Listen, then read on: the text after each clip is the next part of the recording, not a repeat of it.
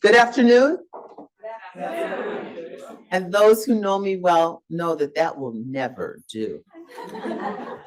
Good afternoon. Oh, so much better. You made my day. Thank you, thank you. And welcome to the 2024 Howard Dorsey Still Lecture and Diversity Awards Ceremony. This is going to be an inspiring afternoon, hopefully motivational for all of us. A little history about this, but before we begin, there's also a part of some housekeeping notes that we're also going to have to show. My name is Dr. Joan Reed, Dean for Diversity and Community Partnership, and so happy to be here with you today. But on the housekeeping side, we're joined by individuals who are on Zoom. The chat function is closed. Microphones are muted. Q&A function is open for the webinar panel. Live closed captioning is available for today's session. And at the end, there'll be some poll questions. Please answer them. And this recording will be available on our website. A little bit about the background. We take time today to acknowledge and reflect on the achievements of some of our first graduates from Harvard Medical School, and to celebrate the ongoing efforts of diversity at Harvard Medical School and Harvard School of Dental Medicine. In 2004, Dr. Nora Nesessian, Harvard Medical School's former Associate Dean for Alumni Affairs and Special Projects, published a book called Against All Odds, which covered a span of more than 150 years of African-American presence at Harvard Medical School, and brought to life accounts of Black men and women in medicine, their struggles, their determination, their triumphs.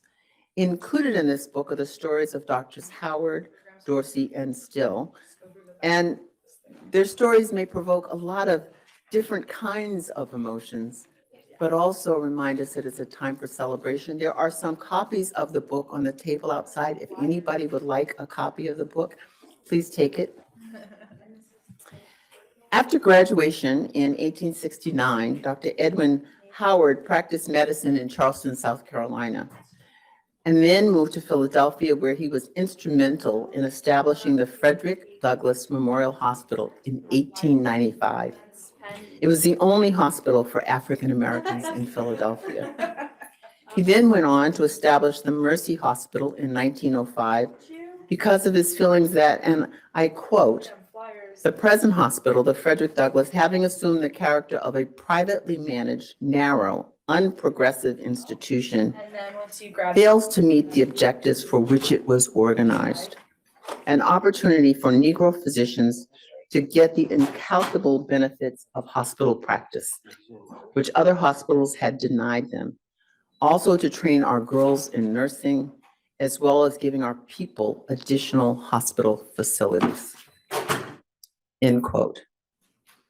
Dr. Thomas Dorsey was the first student of African descent to be called and receive an MD degree from Harvard Medical School in 1869.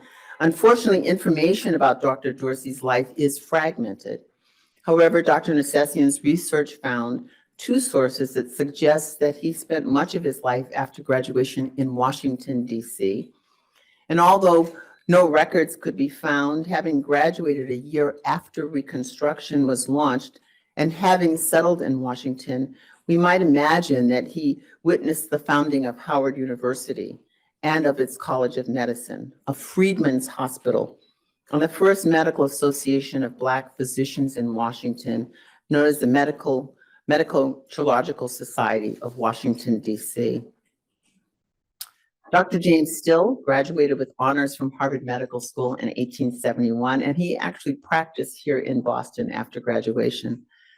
According to the Central Record of Medford, New Jersey, where Dr. Still was born, he may have chosen Harvard, and I quote, "because it was located in abolitionist Boston, possibly with less barriers to his admission," end quote. Another quote from 1895, publication of the Harvard Graduate Magazine, described Dr. Still's practice as, quote, "He took up his practice in Boston, chiefly among the colored people, who he has treated more for the love of his profession rather than what it paid him." We could still say that today, but that's end quote. Dr. Still was the first and at the time the only African American elected to the Boston School Board. And through these efforts, an opening was made for the first African American teachers in Boston schools. In addition, he was a spokesperson for civil rights and was the nephew of William Still. Some of us might recognize the name of William Still because he's known as the father of the Underground Railroad. And he authored the book Underground Railroad in 1872. This was the year after James Still graduated from Harvard Medical School.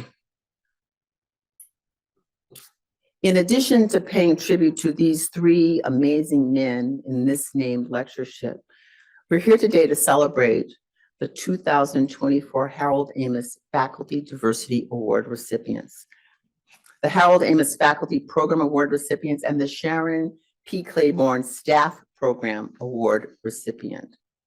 A little bit about Dr. Amos. He was the Maud and Lillian Presley Professor of Microbiology and Molecular Genetics here at Harvard Medical School. And he joined the faculty as an instructor in 1954, becoming the first African-American department chair in 1968. He was also the first African-American individual to earn a doctoral degree from the HMS Division of Medical Sciences in 1952. But beyond these, Dr. Amos worked tirelessly to support individuals from disadvantaged backgrounds who were committed to developing careers in academic medicine. Not only did he encourage these individuals, he was also known for wielding his influence so that universities would accept them into their academic programs. And I'd like to share with you now a short video about Dr. Harold Amos.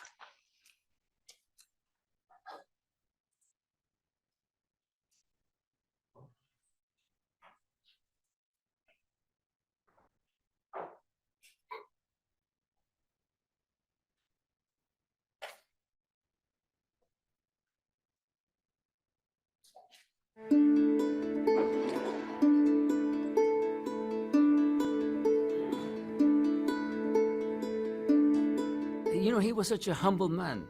He never would talk about me as the first African American who did my PhD here, who served as faculty member, who was chair of a department. Never. Full scholarship to Springfield College in the mid-1930s, unique in its own right, in the service, returned here to get his PhD in the medical sciences, and then established his own prominent track record in research, but always cultivating students, cultivating young faculty behind himself. And he was very much somebody who wanted to be proactive about the opportunity that was offered to other people in minorities, very much so. It was really the medical people who were very strongly opposed to bringing in the African American students to the medical school, with the argument being that we were going to bring people who were not qualified to the medical school. And I remember there was a very serious debate. Some people were very upset or tried to water it down. And Harold stood up and very gently responded very differently, and that sort of turned well, to some extent, turned the tide in the discussions. He was the most wonderful gentleman, civilized human being that had a great heart, and his heart was in the right place. He was in so many ways, and another extraordinary personages within the history of Harvard medicine, a professor's professor, somebody who was also kind, committed, a researcher, an insightful individual, forever looking out for students. So all of his extraordinary life, he was called a jewel in this world. It's very important that whoever gives the award makes sure that the recipient knows who Harold was. He was a great human, and you can be absolutely honored by the fact that this great human is the name of the award that you receive. And I would hope that you can, regardless of who you are, you can try to emulate that humanity.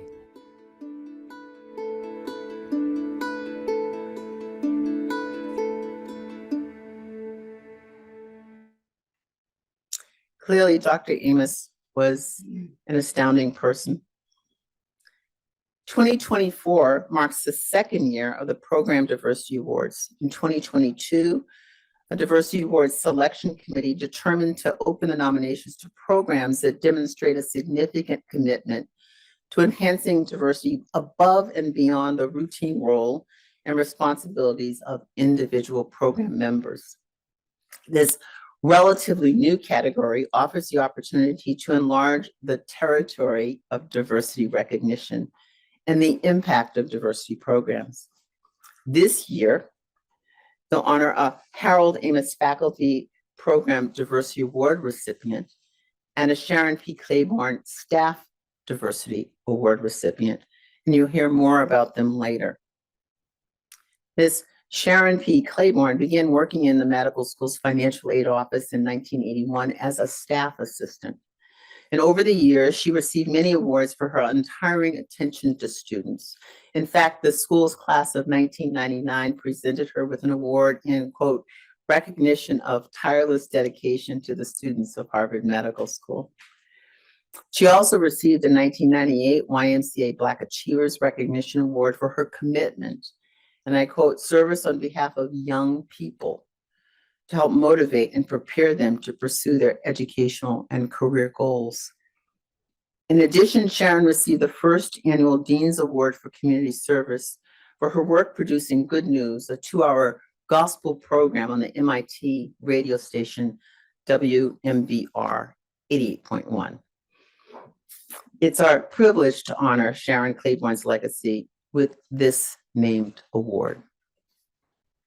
And now, I'm honored to introduce today's special guest, our very own Dr. Nawal Noor. She holds the Kate Macy Ladd Professorship at Harvard Medical School and is chair of the Department of Obstetrics and Gynecology at Brigham and Women's Hospital, where she is also the founding director of the African Women's Health Center. She previously served as Chief Diversity and Inclusion Officer for faculty, trainees, and students, Director of Ambulatory Obstetrics and Gynecology, and Director of Global Obstetrics and Gynecologic Health. After attending Brown University, Dr. Noor received her MD from Harvard Medical School.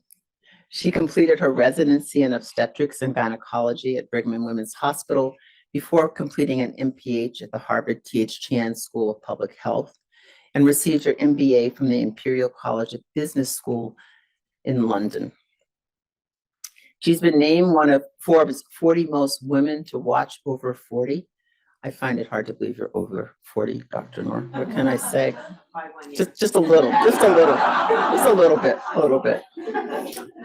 Her research concentrates on health and policy issues related to female genital cutting, while her practice provides care to women who've undergone this procedure.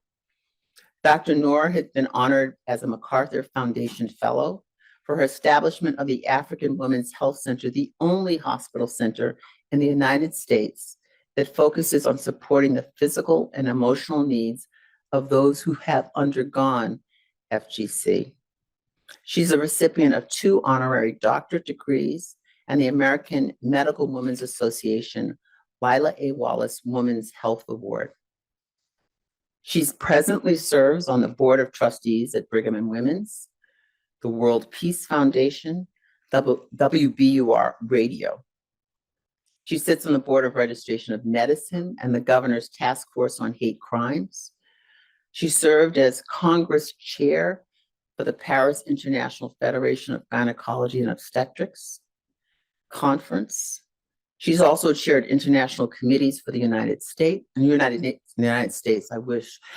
Nations, World Health Organization, and national committees that address reproductive health, human rights, diversity, equity, and inclusion issues. She's published numerous research articles on global health and female genital cutting, including the 2016 book entitled Obstetrics and Gynecology in Low Resource Settings. She herself is a gem in our Harvard community, and she's here today to share more of her journey from the Nile to the Charles. Dr. Noel Noor.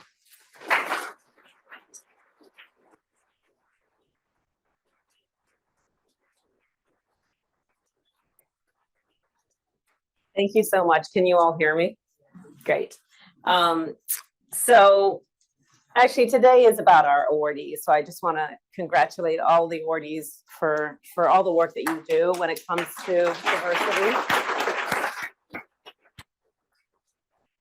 Thank you for all the work that you all do. It's really important.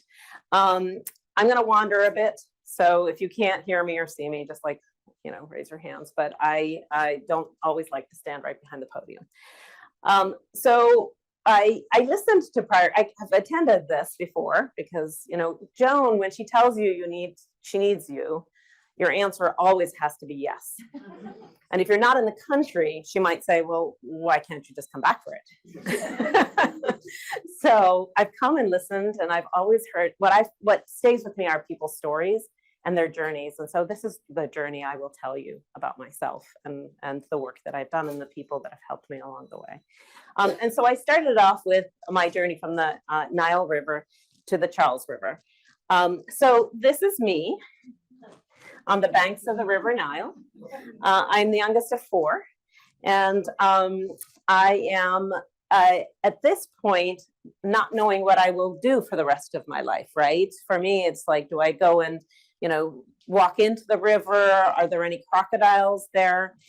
My father at the time was a university professor, so we stayed at a university housing, and it was a small, modest place. The memories I have are stories of my father telling me to always look at the shoes before we put our feet in the shoes because there were scorpions in the area. So I grew up with bugs and crocodiles and snakes and other things, and really felt like I was going to be living in the Sudan, in Khartoum, for the rest of my life.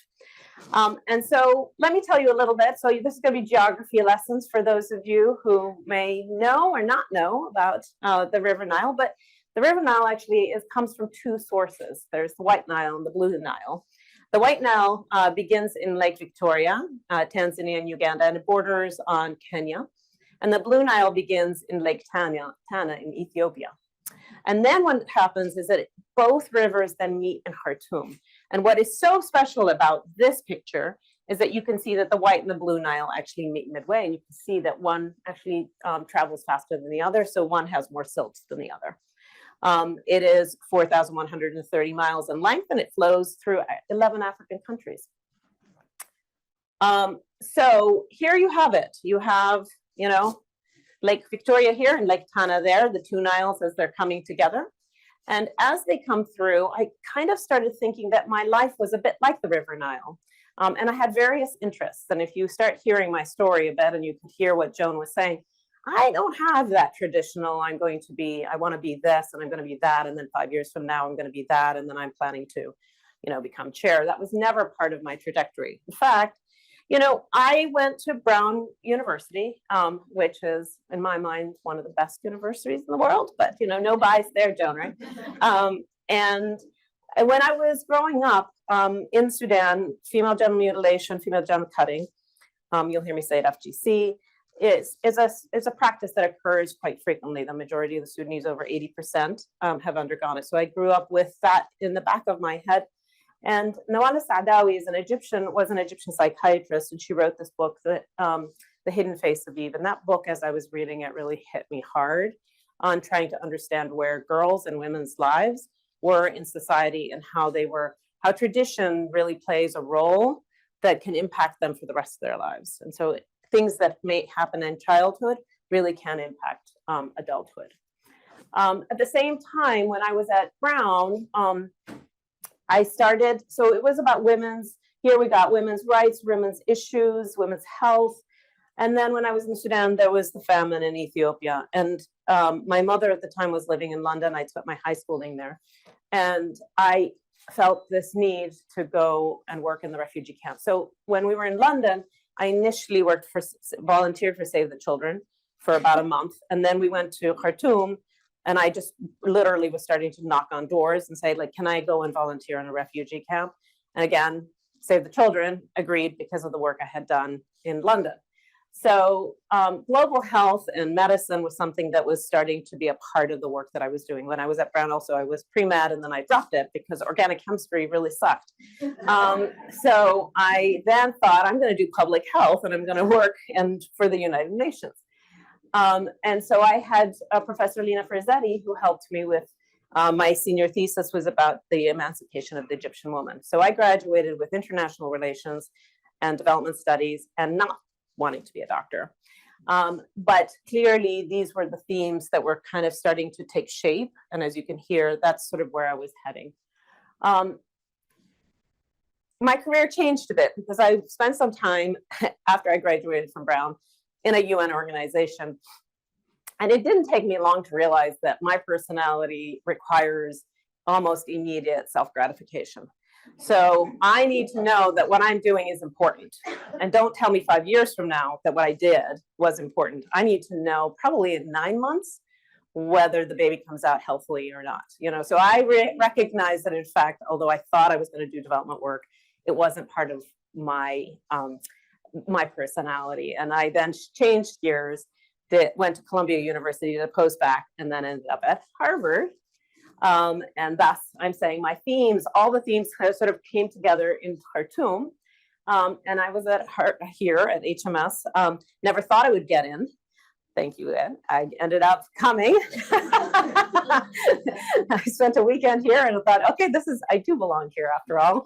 Although I did feel like it was a reach because I kept remembering that organic chemistry class I took at Brown. So for all of you who have kids who are struggling in classes, it may be the teacher's fault. So here you have it. I moved from the Nile River. Here I am at the Charles River. A little, again, geography. It starts in Hopkinton and ends at Boston Harbor. It's 80 miles long and one of the most recreationally used rivers in the country. The name came from Captain John Smith, who named it after King Charles I. And it is a beautiful river, which we all know. What I think is very interesting about this river is, and it goes again with sort of the parallels in your life. My life, I think, had a little bit of messiness. I didn't know what I wanted to do. I was trying to figure out what my career would be like. And then when you decide at some point that maybe you need to clean the harbor, you end up in a beautiful setting. And I felt very lucky and fortunate to be coming to HMS and then doing my residency at the Brigham. And feeling like I was surrounded by people who truly are dedicated to teaching and mentoring and promoting the work that needs to be done. And so there you have it. Here you've got the Charles River. What I think is interesting about a river overall, if you look at all rivers in the world, is that they are not stagnant. They move. They move in a certain direction, usually high altitude to low altitude, but they meander, right? So as they go from high altitude to low altitude, they might go through waterfalls. They might end up having to slow down as they're curving around. But usually at some point or another, they're going to end up in a bigger body of water. Usually at that point, it's a slowing down. The river doesn't move quite as fast. And I think when I think about my life, I meander a bit. I actually meander quite a lot and I enjoy the meandering, and I'll get back to that in a second. But here I am at Harvard Medical School, and then I go to Brigham for residency. I come to this area where here I am, I'm an obstetrician gynecologist, but it's not really the only thing I want to do. And thanks to Joan Reed and the Commonwealth Fellowship in Minority Health Policy, it gave me an opportunity, a 1-year opportunity to sort of stop and get to that curve. Like, do I just continue as an obstetrician gynecologist, or can I do more to serve the communities that I care about? And at that time it was about, and still is, the African migrants and refugees who were coming to the US who had undergone FGM, and they were not seeing people and providers who really understood the cultural competency or the linguistic competency of the traditions of FGMC. And I spent that 1 year really trying to explore and understand. I was getting into MPH, but that was kind of by the way. Honestly, it was really the thoughts that Joan and the curriculum around and meeting all these different people who are living and practicing different careers that gave me the opportunity to sort of broaden the scope of just being a bread and butter obstetrician gynecologist. And so here I was, one would think when you're meandering, you're actually lost, but you're not. You're meandering to get to a place where your course might go somewhere else, and it's a much richer course. And so I opened up the African Women's Health Center. And what was, again, the sense that you have to ask, who would ever think that at the Brigham anybody would care about women who've undergone female genital mutilation, female genital cutting? Who? And so I went to my chair. I said to him, this is something I'd like to start. And he then connected me to other people who actually supported the work that I wanted to do. I, in the meantime, was the ambulatory OB division director. And then at some point, this from just so you know, from here to here, there were many years. We won't talk about being over 40 at this point, but there were many years that went from here to here, where then I was asked to be the chief diversity inclusion officer at the Brigham. And when I first was asked, I thought, no, it's not what I do. I don't, I'm an obstetrician. I take care of African patients. I don't know a lot about this. And I was asked again. And it's hard to say no 2 times, especially to a president of a hospital. And so I became chief diversity inclusion officer around the time of COVID. And thanks, Valerie, for all your help and all this. But working with people who really live and breathe this work is so important, because you have a lot of learning that you need to do. And in the end, I then, because I was the chief diversity inclusion officer, it gave me access to people who were in leadership positions, who saw my potential, who encouraged me to become chair. And thus, this is where I am. And so here again, the course of the rivers, as I said, may change and shift, but always paying attention to where your true north is. But I want to also mention something else. So what's interesting about the Nile River, and I'm going to go back to my, is that it borders the Suez Canal. And I don't know if you remember, some of you remember. And so here you are in the Suez Canal that allows thousands of boats to go through. And this one ship got blocked. And when it got blocked, none of the ships could actually get around. So you have, here is the, Mediterranean, ships are coming this way and that way. But if there's a blockage here, they have to go all the way around one way or the other to get to where they need to go. And there are moments in my life, I think, and I think some of you who've been in your career for a while, where you feel you get stuck and you have no idea what is next. And so those moments of meandering, as I mentioned, are those moments of, do I go all the way around, or do I find a solution to unstuck myself?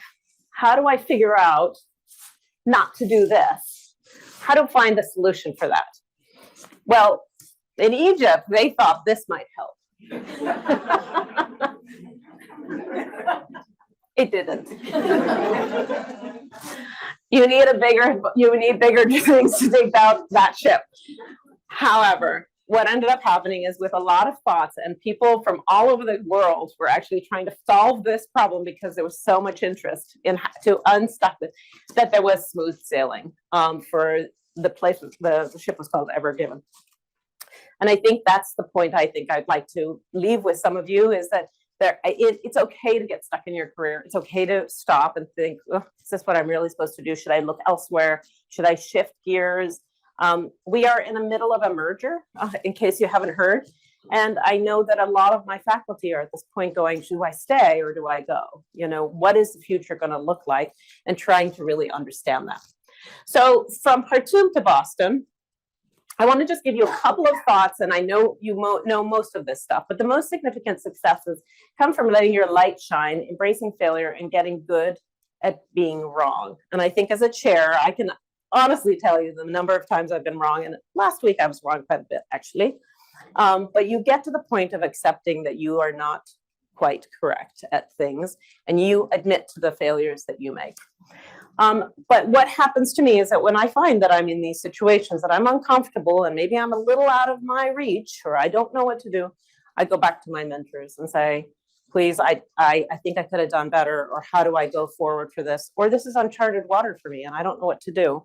Always reaching back to mentors. And mentors, what I mean is, it could be a mentor that's somebody that you've gotten to know only recently over the last year or so, but a mentor can also be somebody who you've known for a long time, who has seen your career grow.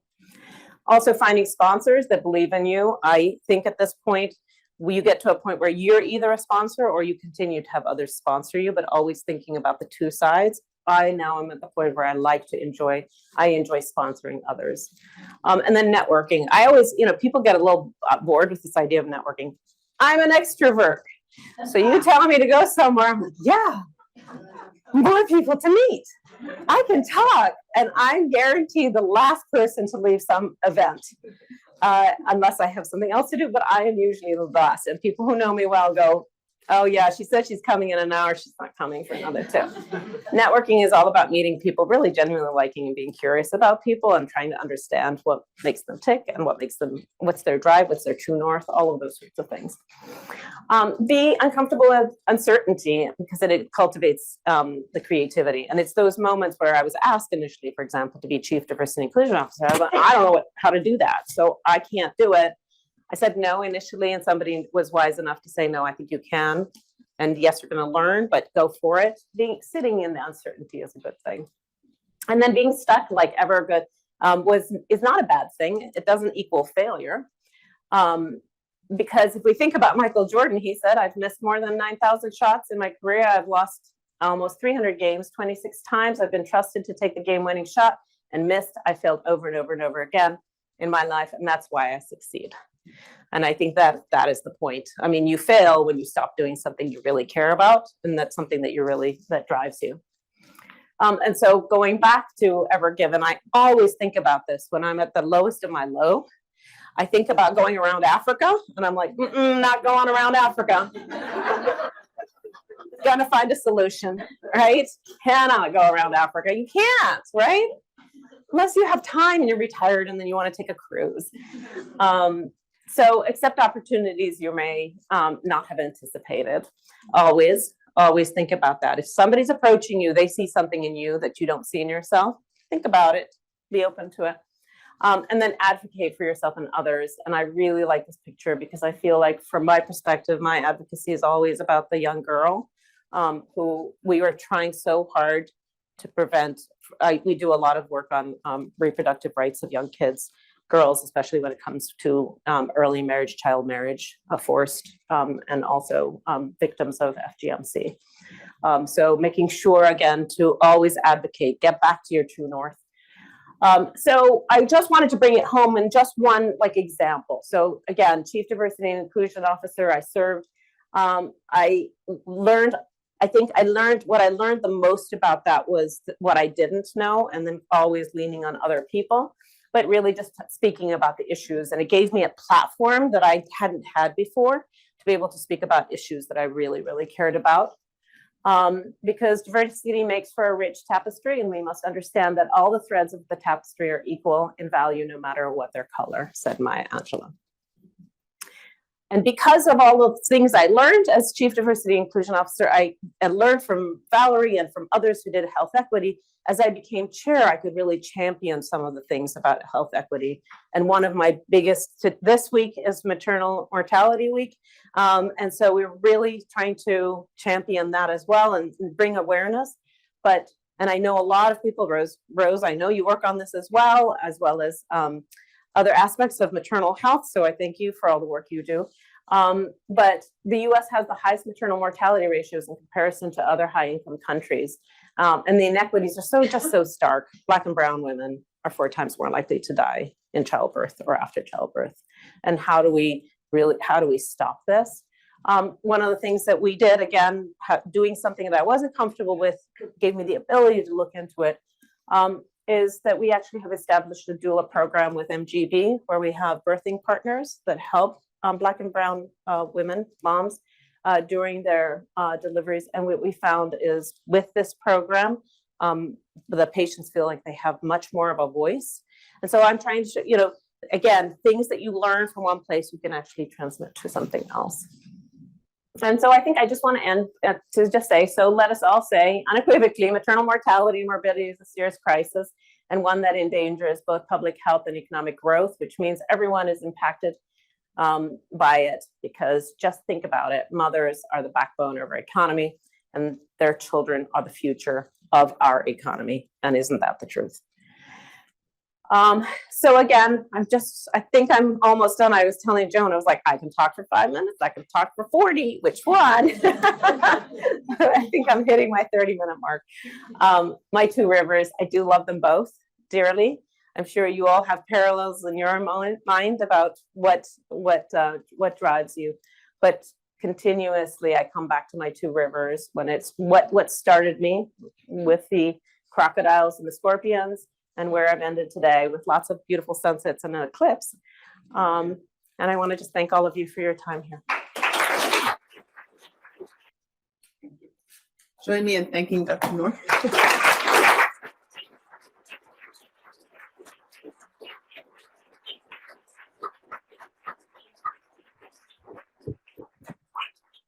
Thank you for that. As I said, a true gem in our community. It's now my honor to present the 2024 Diversity Award recipients and to introduce their presenters. These awards were established to recognize faculty and staff from Harvard Medical School and Harvard School of Dental Medicine who've made significant achievements in moving Harvard toward being a more diverse and inclusive community. An advisory committee with representatives from across our community carefully reviewed and discussed each nomination and unanimously recommended the following individuals for this year's awards. The recipients will be So our first 2024 Harold Amos Faculty Diversity Award recipient is Dr. Natasha Archer. Dr. Archer is an assistant professor of pediatrics at Boston Children's Hospital and faculty director of diversity, equity, and inclusion for the Division of Pediatric Hematology Oncology at Dana-Farber Boston Children's Cancer and Blood Disorder Center. Look at all these instructions. And then she'll tell you how to hold your award, take your picture.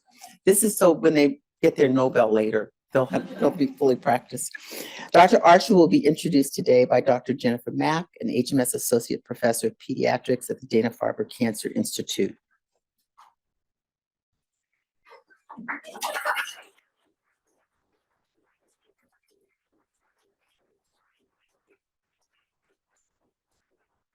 Great, thank you. Hopefully I'll do this right. It's a little scary. If you don't, Tracy will say. Okay.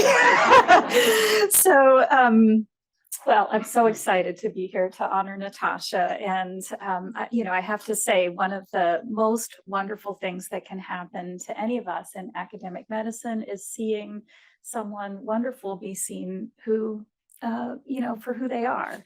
And that's how I feel about what's happening for Natasha today. She's an assistant professor of pediatrics and a pediatric hematologist at Boston Children's. And her contributions to diversity include clinical research and administrative efforts. In other words, everything. When she was a trainee, she worked with Partners in Health in Haiti. She was named a member of the United Nations Special Envoy Team to Haiti before she'd even finished her training. And she worked to establish a newborn screening and management program in rural Haiti. She continues to work with HMS's Department of Global Health and Social Medicine to lead the development of sickle cell disease newborn screening programs globally. Her clinical work is focused on care of children with sickle cell disease, especially neurologic outcomes. And she's the associate director of our sickle cell program at Boston Children's. And on top of this, she's actively involved in laboratory investigation focused on hemoglobinopathies and malarial infection. So she has this really remarkable combination of endeavors centered on improving care and outcomes for children with sickle cell disease worldwide. And then finally, she's the director of diversity, equity, and inclusion efforts within the Pediatric Hematology Oncology program at Boston Children's and Dana-Farber. And she's done a bunch of things there that I don't have time to tell you all about. But one of the important things she's done is that she's led work to enhance diversity in our fellowship program. And she's done work to ensure that the environment is supportive for everybody, patients, faculty, staff of all backgrounds. And she's beloved by all who work with her. She has a lot of fans here today. She has the highest integrity and the most humility. She's a strong and caring leader, and I've learned so much from her personally. So I'm very proud to introduce Natasha.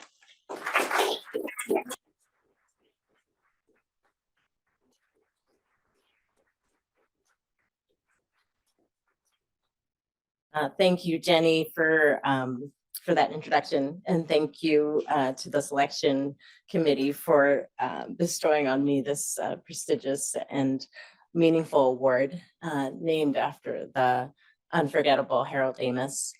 I accept this award on behalf of our program because a shift in culture to one that uplifts all, including those that are marginalized and often excluded, cannot be made by one person alone. I'd like to thank so many people, but especially Trishna Rana, who manages all our many initiatives. Without her help, I could not do the work that is being celebrated today. Jenny Mack and Alejandro Gutierrez, who have partnered and mentored me on this journey. Dave Williams and Scott Armstrong, who have openly and critically, often too critically sometimes, listened to my request and generously supported our work with significant resources, including funding for my current position as faculty director of DI for our program. David Nathan, my work grandpa, in whose eyes I could do nothing wrong, except maybe not write fast enough. My friends and family, especially my husband, Jan, who listens to all my complaining with more indignation than even I can muster. But I will also take a moment to celebrate myself and the joy it brings me to have my name attached to anything Harold Amos. The joy it brings me to know that I will soon take a picture with a superstar, Dr. Joan Reed, and the joy it brings me to stand here in the company of Dr. Noor and my fellow awardees, acknowledging their accomplishments. I am truly humbled. Thank you.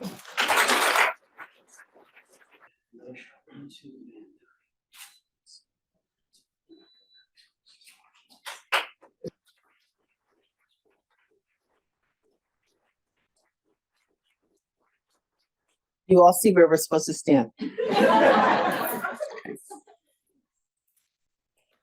Again, thank you, Jenny. Thank you, Natasha, and congratulations. Our next recipient is Dr. Alireza Hagigi, an HMS Assistant Professor of Medicine at Brigham and Women's Hospital. Dr. Hagigi is also the founding director of the International Center for Genetic Disease in the Department of Medicine at Brigham and Women's, and also affiliate faculty at the Broad Institute of MIT and Harvard.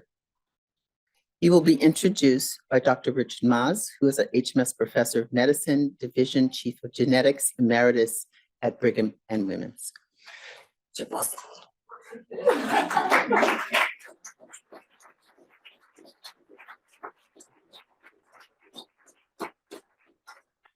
Thank you very much, Joan, for this wonderful gathering and celebrating something very special. It's a real honor to introduce Alireza Hagigi, and you pronounced it perfectly. Alireza is assistant professor in the Division of Genetics, Department of Medicine, but he's been here much longer than that. He grew up in Iran, and I think that probably has something to do with your empathy and appreciation for those less fortunate. He was first in his class in law school, and also then, tiring of that, he became first in his class in medical school, and then decided he had to do something else for some excitement. So he went to Oxford and got a PhD in genetics. While there, I think you met global companions in your journey and were stimulated to be inspired by them about doing good through genetics. And by that, I mean using the power of genetics, the awesome power to predict disease susceptibility in those who are predisposed. So for example, you may have heard of the NOMAD database. It's the largest database at the Broad.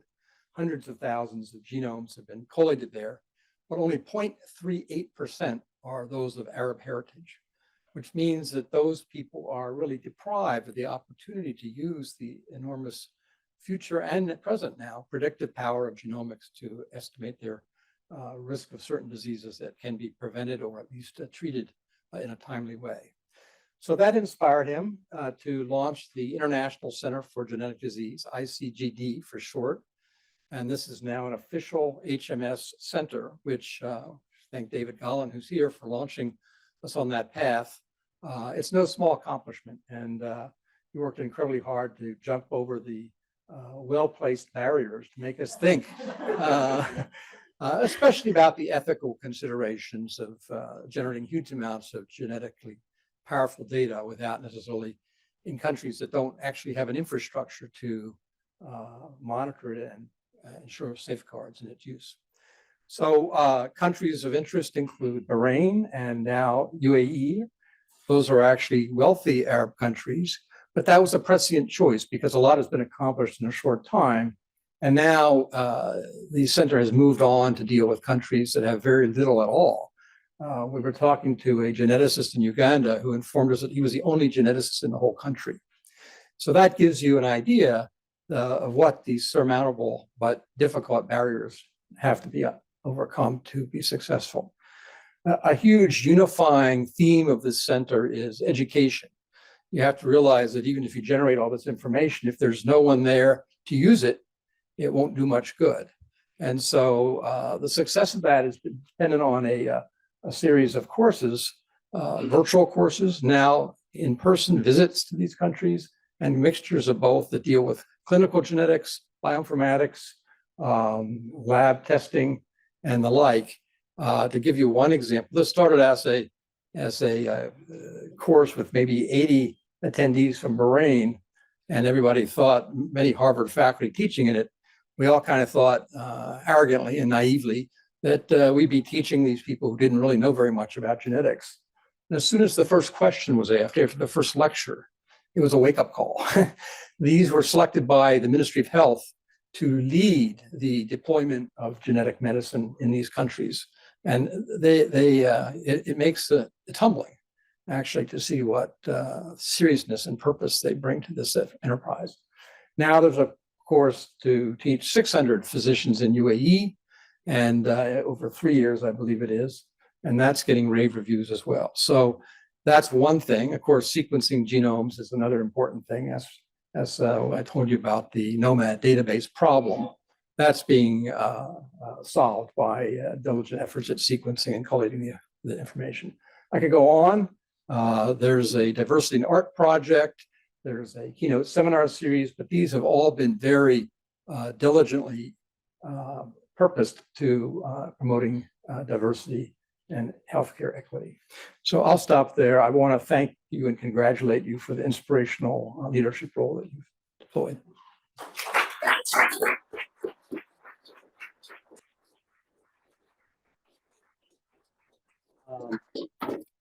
Good afternoon, everyone. It's a pleasure to be here and also overwhelming being with very outstanding figures here. Dr. Moss, thank you so much for the beautiful introduction. And I would like to thank Dr. Daly and also Dr. Reed for whose visionary leadership has been instrumental in shaping and enhancing the excellence and diversity at Harvard Medical School, the institution that I feel very privileged to have been part of from starting my postdoc, then my clinical training, and now as a faculty. And today, it's an immense honor to receive the Harold Ames Faculty Diversity Award. This recognition, I understand that is not only for my personal efforts, but also for the work, collective work, that my colleagues and I have undertaken at HMS, affiliated hospitals, and in other countries. I'm thankful to the HMS community for providing such an environment, and as well as Brigham and Women's Hospital, my hospital, and the academic home for our center, for providing the platform for doing this work. So Sadi, a famous Persian poet, once said, all human beings are members of one frame, since all at first from the same essence came. When time afflicts a limb with pain, the other limbs cannot at rest remain. To this profound and beautiful statement, I would like to add that one true thing separating many people around the world from success or prosperity is opportunity. And I believe that diversity in its essence has the power to bridge this gap. We are in a world that innovation and creativity is the diversity of thought, culture, and experience that fuels progress. However, for diversity to truly fulfill its potential, we need not only a statement or mix of different people,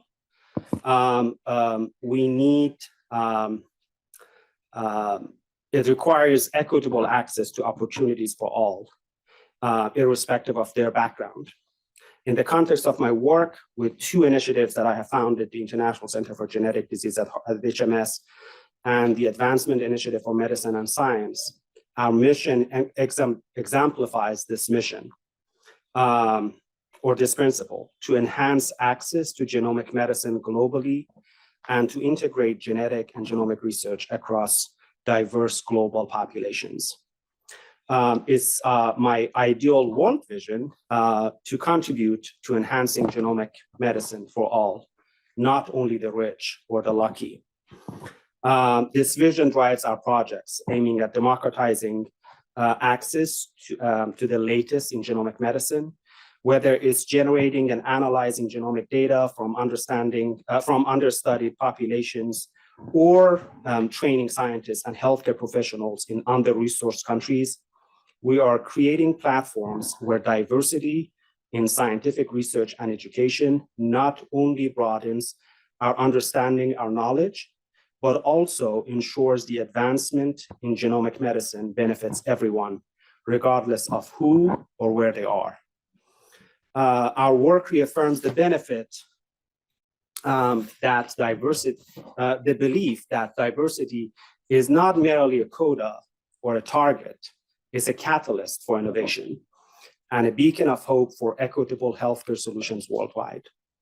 I want to also mention the program that we have for enhancing visual representation of diverse populations in medical literature and patient engagement, thanks to Valerie Stone and Department of Medicine, Dr. Levy as well for supporting, and Dr. Katz as well, supporting this effort.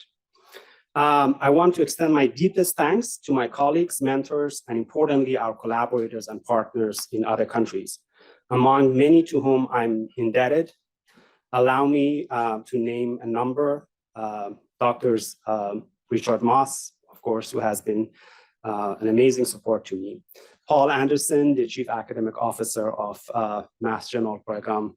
Dr. David Gollin, the Dean for Research Operations and Global Programs at HMS, who, as Dr. Moss mentioned, has been amazingly helpful to us. Cricket and John Seidman, my mentors during my postdoctoral work, my past and current department chairs, Joel Scalzo and Bruce Levy, as well as the current division chief, Phil Cole. I must thank my parents as well, who instilled the value of helping others in me since childhood. And finally, a big thank you to my amazing brother, Amir, an HMS lecturer in medicine, actually in the same department, who, despite his modesty, has been instrumental in all the efforts that I have mentioned.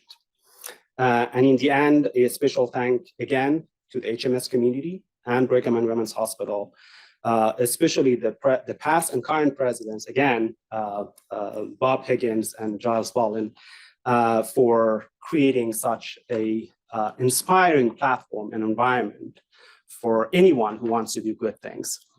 And Dr. Reed, thank you again for this honor again.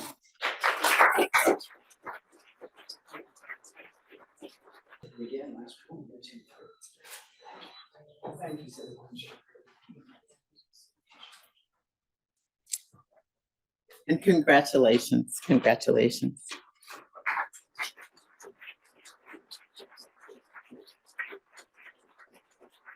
Our next recipient is Dr. Rose Molina, who is an assistant professor of obstetrics, gynecology, and reproductive biology at Beth Israel Deaconess.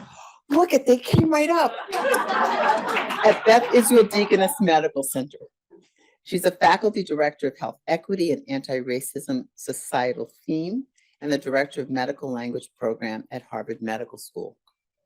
Dr. Molina will be introduced by Dr. John Dalrymple, who is a Harvard Medical School Ellen and Melvin Gordon Professor of Obstetrics, Gynecology, and Reproductive Biology and Medical Education at the Beth Israel Deaconess Medical Center. Dr. Dalrymple. Thank you, Dr. Reed. Good evening, good afternoon, everyone. It's a real delight to be here, a privilege and an honor to introduce to you Dr. Rose Molina.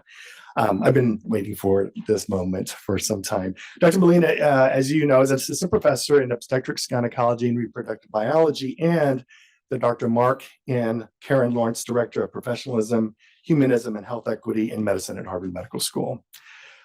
She has dedicated her academic career to advancing health equity across clinical care, research, and education, all three pillars.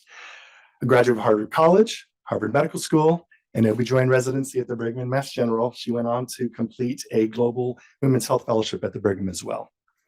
She loves Harvard. As a faculty member of the Division of Global and Community Health in our OB/GYN department at Beth Israel Deaconess Medical Center, Dr. Molina's expertise is in quality and equity of maternal health care in the US and globally, as Dr. Norm mentioned. She is the director of the OB/GYN Diversity, Inclusion, and Advocacy Committee and the Quality Assurance Lead in her practice at the Dimmick Center and FQHC in Roxbury. Dr. Molina's focus is in elevating language preference, immigration status, and provider-patient communication as critical determinants of health inequities. She received a Learning Health System K-12 Career Development Award recently for her work on measuring and enhancing trust in therapeutic alliance for patients with limited English proficiency. She's also engaged in extensive community-based and globally focused research efforts addressing maternal health inequities. Too many to mention here. Dr. Molina is a champion of language concordant care and is mentioned as the inaugural faculty director of the Harvard Medical School Medical Language Program. And the area that I've worked the most closely with Dr. Molina is in medical education in her role as the HMS Health Equity and Anti-Racism Theme Director, where she leads the charge to ensure that all of our students achieve competency in health equity. She has effectively mapped health equity across the 4-year HMS curriculum, which is no small feat. And that includes defining core competencies, outlining key content areas, and really driving significant change to make HMS core competencies include health equity. Dr. Molina has left an indelible mark in the training of the next generation of healthcare leaders in the US and globally, and her drive, commitment, expertise, and compassionate care for all, from students to faculty to our community, has made a tremendous impact in so many ways. So please join me in recognizing Dr. Rose Molina.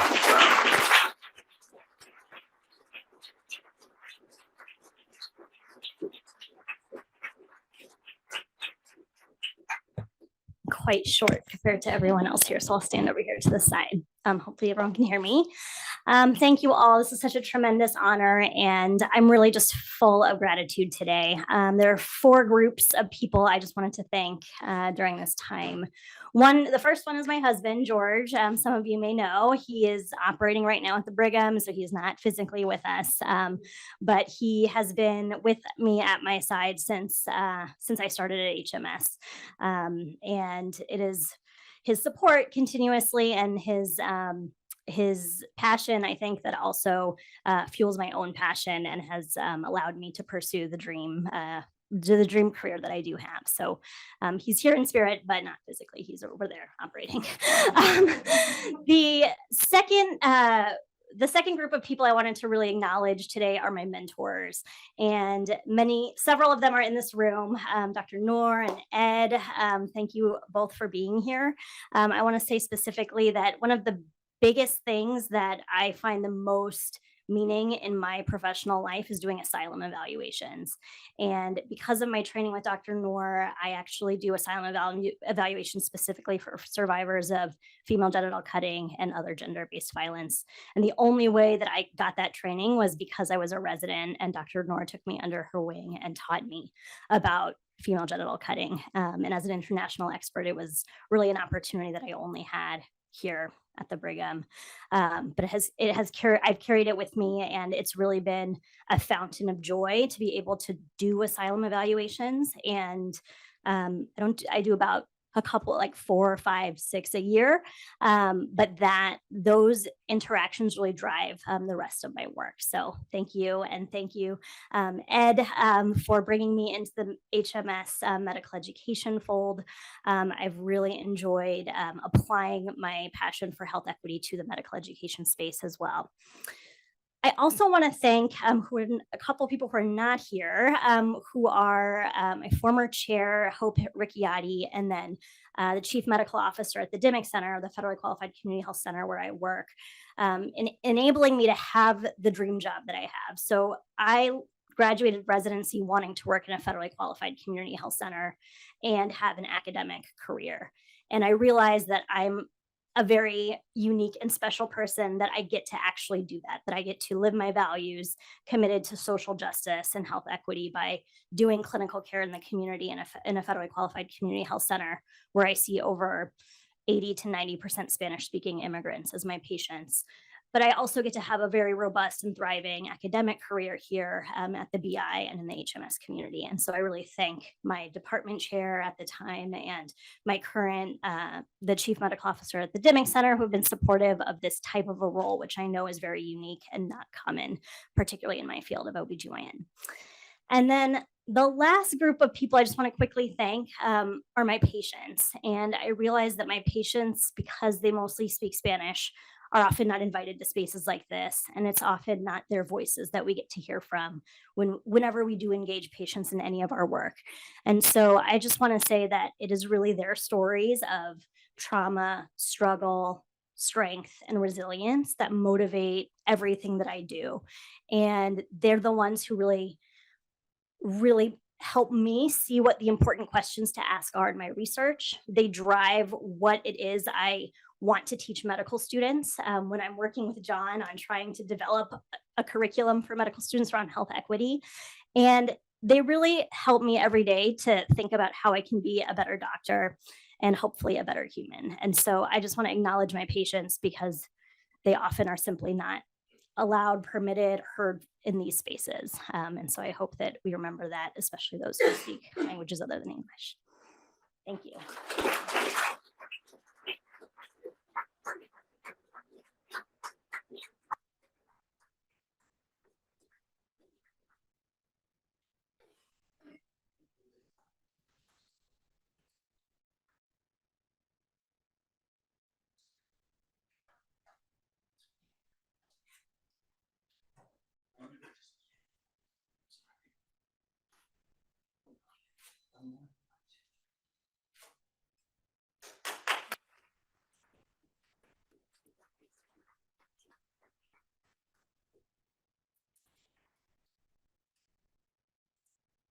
And congratulations.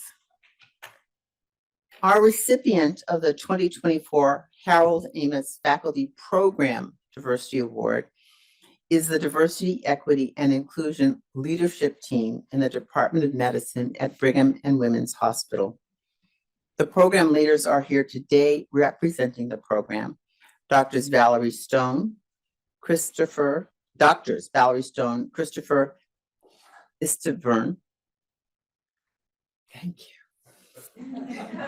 And Dr. Nicolette Juliana Rodriguez. Dr. Valerie Stone. Dr. Stone is an HMS Professor of Medicine at Brigham and Women's Hospital and the Vice Chair for Diversity, Equity, and Inclusion in the Department of Medicine. And Dr. Christopher Estevin and Nicolette Juliana Rodriguez are both Harvard Medical School instructors of medicine at Brigham and Women's Hospital. The DEI leadership team will be introduced by Dr. Joel Katz, who's Harvard Medical School Associate Professor of Medicine, Vice Chair for Education in the Department of Medicine, and the John Fish Endowed Chair of Medical Education at Brigham and Women's. Dr. Katz.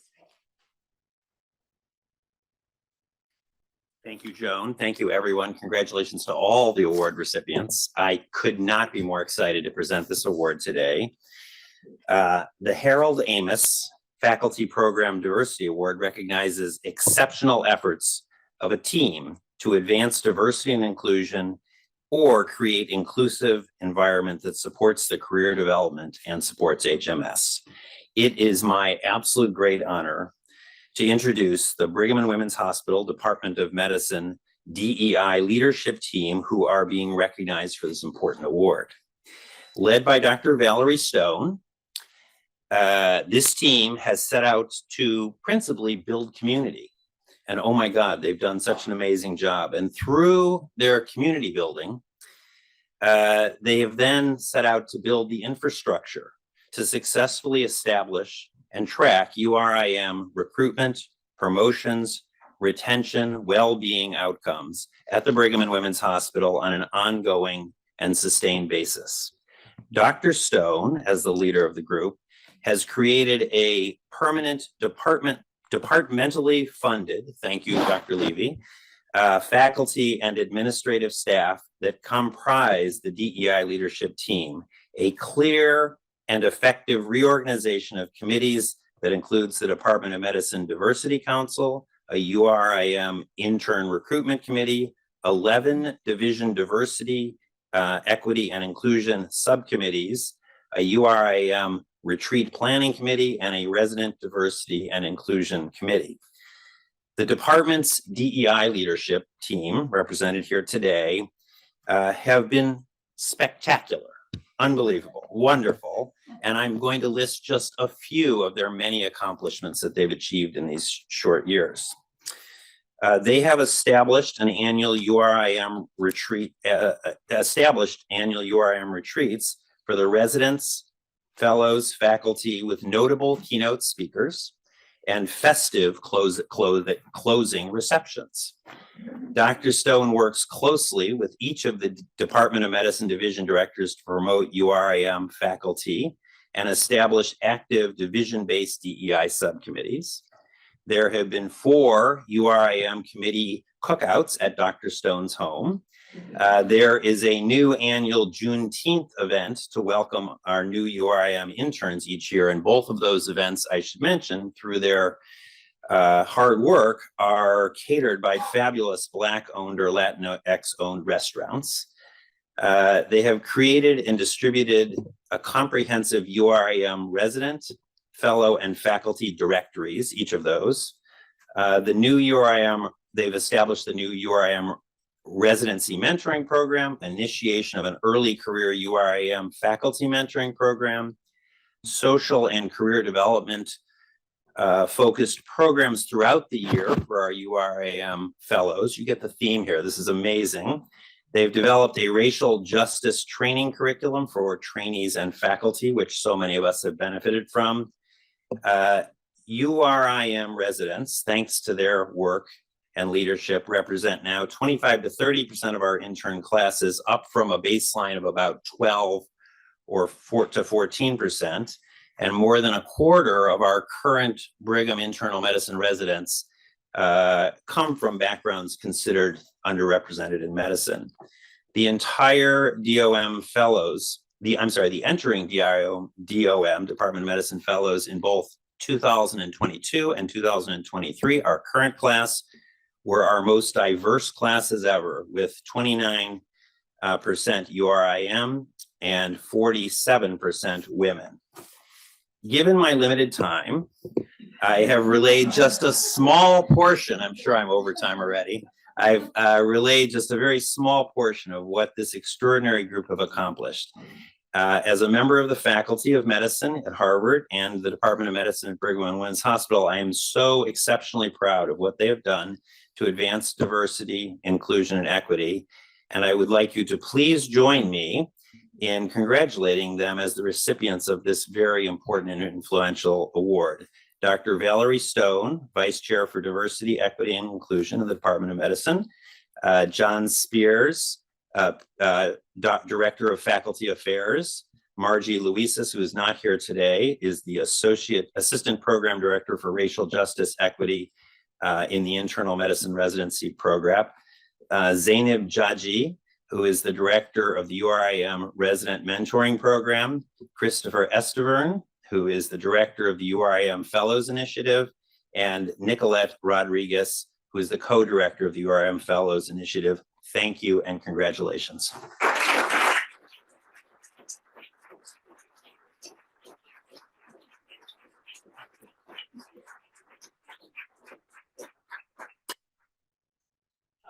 Thank you so much, Joel, for those incredibly kind words. I just want to say thank you on behalf of the entire team.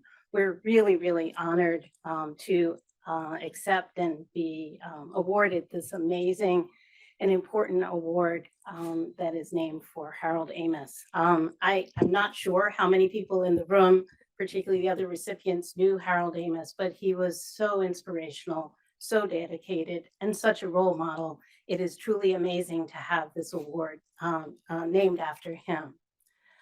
I would like to now really honor our department and our department chair who recruited me, Dr. Joe Lascalzo, who had the vision to put together this program, Dr. Bruce Levy, our chair now, who has the vision to continue it, the incredible resources that our department has invested, and the metrics that we are able to both track and improve by having incredible data. I very much believe that DEI work is best done with a plan of outcomes that one is going to follow in the same way that we do that for our clinical care, our research, and our education. And I think that it's that approach that has given us so much success, that while we very much want to improve our environment, we want to promote inclusion, we very much have the focus on recruitment, retention, advancement, advancement along Harvard faculty rank, and also advancement in leadership roles. And that's what we track, and we're fortunate that we have been successful. And as it's been said, if you want to go fast, go alone. If you want to go far, go together. And our incredible team that you see pictured here, and that Dr. Estevern and Dr. Rodriguez are here with me, has made that possible. We share similar passion, hard work, focus, eyes on the prize in terms of the outcomes we're working for, and a real sense that the impossible is really possible. And so I really am so happy that we've been able to work together, and we've had the resources and we have the energy to do this work. And I appreciate the department again for supporting us to do that. And I so appreciate Dr. Katz's warm words of enthusiasm about what we've been able to achieve.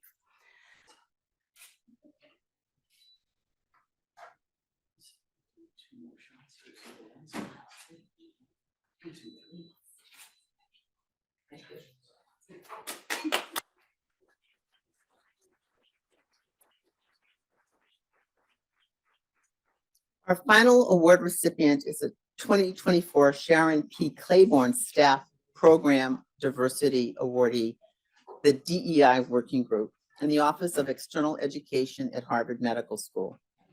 Representing the program are program leaders Tammy Bulk, Francesca Coltrera, and Dr. Enrique Caballero. Tammy Bulk is the Director of Program Operations in the HMS Office of External Education. Francesca Coltrera is editor of the Harvard Health blog within Harvard Health Publishing, and Enrique Caballero is an HMS Associate Professor of Medicine at Brigham and Women's Hospital and Faculty Director of International Innovation Programs in the Office of External Education here at Harvard Medical School. The DEI Working Group will be introduced by Judy Wachlet, the Executive Director of External Education at HMS. Dr. Wachlet, or Judy Wachlet.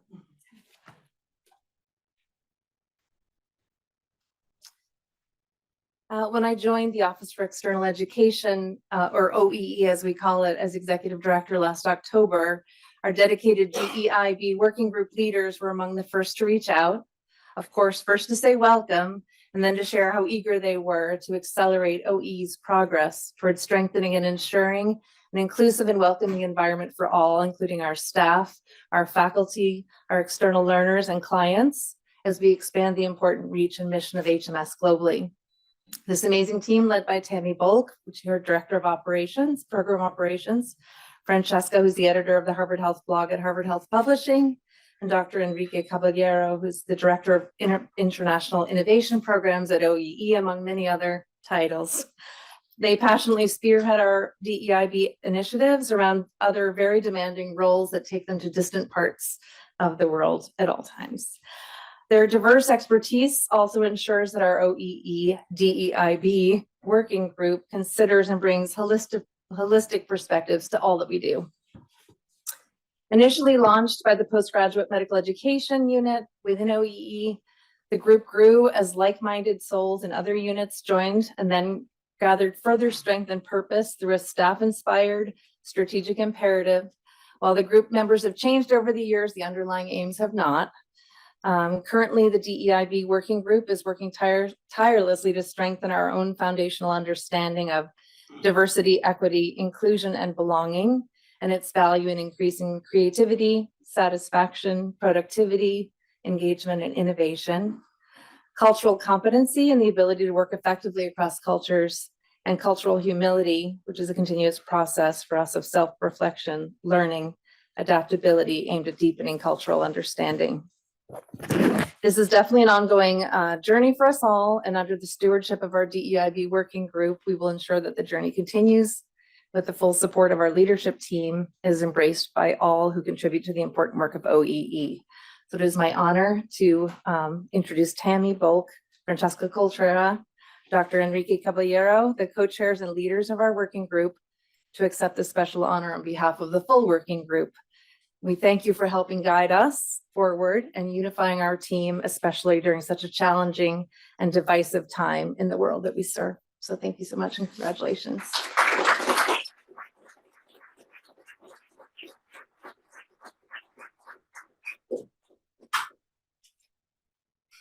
So, Judy, thank you so much for that wonderful introduction. And it has occurred to me that we are following some truly amazing people. And I would like to start by saying congratulations to all the other awardees for the tremendous work that you do. We're grateful and humbled to be here on behalf of the DEIB working group in the Office for External Education at Harvard Medical School, and honored to accept the Sharon P. Claiborne Staff Program Diversity Award. We have many people to thank. First, the ICP, led by the ever amazing Joan Reed.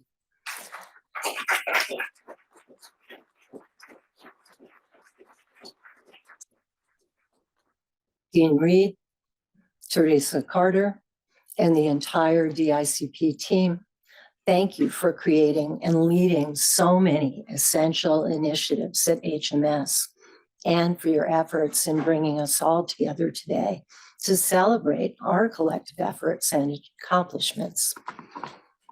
We also want to thank the Office for Equity, Diversity, Inclusion, and Belonging at Harvard, so ably led by Sherry Ann Charleston.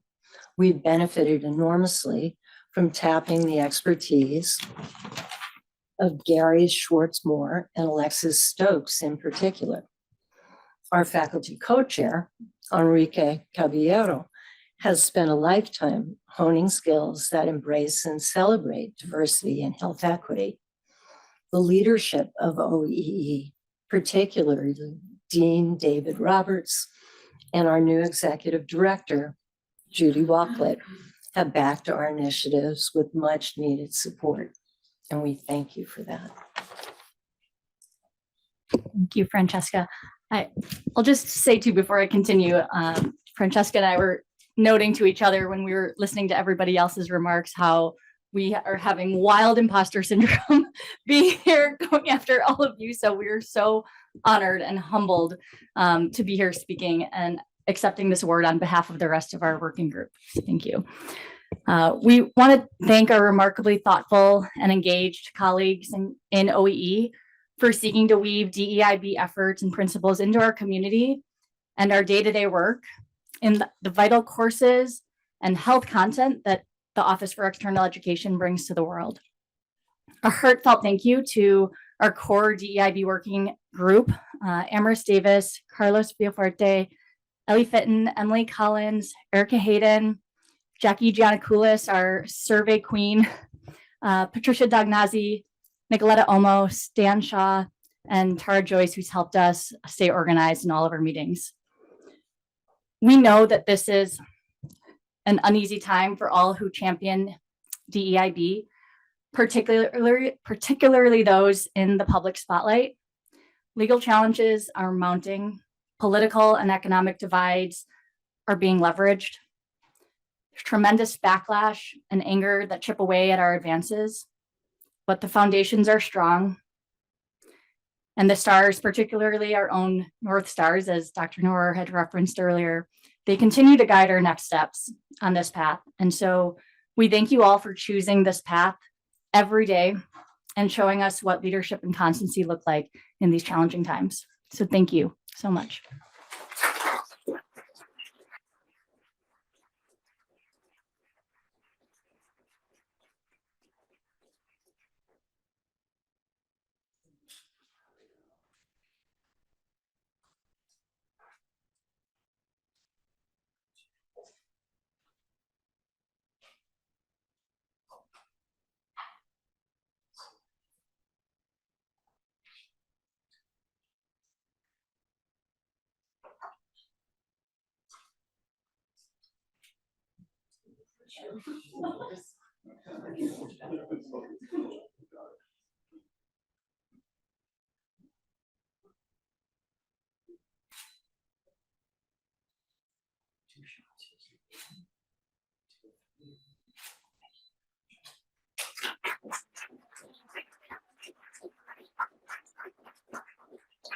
There's some closing words that I want to say, but I'm going to ask for all of the recipients to please come forward for a group photo and bring your.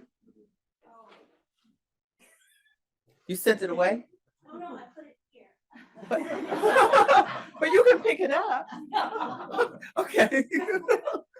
It's all right. We're going to do a group photo over here. It's been an honor to pay tribute to the outstanding individuals and programs and their work in this field. Through their vision and leadership, they've encouraged inclusion, changed the culture, and helped to set the tone for future efforts that support diversity. This is not an easy task, but they've shown us that through creativity, innovation, and commitment, we can create a culture that is respectful and welcoming of diversity and inclusion.